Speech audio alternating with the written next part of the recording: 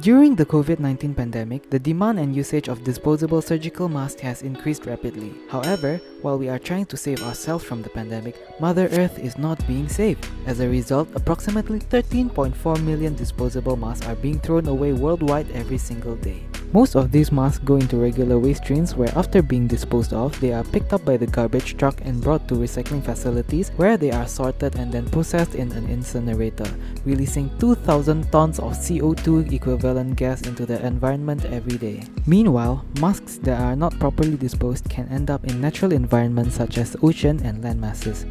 These masks are mostly made up of polypropylene, which is a type of plastic that takes a very long time to degrade and releases a lot of toxic substances during the process of degradation. This causes them to be non-biodegradable, which results in both social and environmental threats.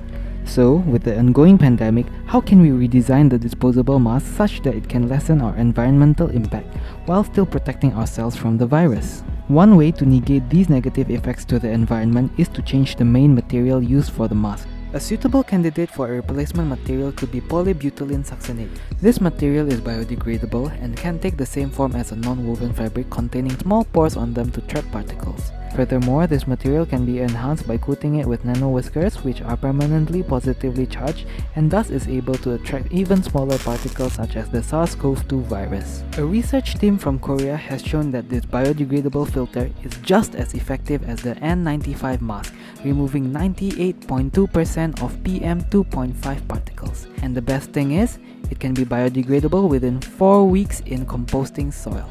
With the solution, CO2 and other toxic gases released through the incineration and degradation of polypropylene can be reduced, making Mother Earth healthier and happier. We are Group 2 from Cohort 11 and thanks for watching.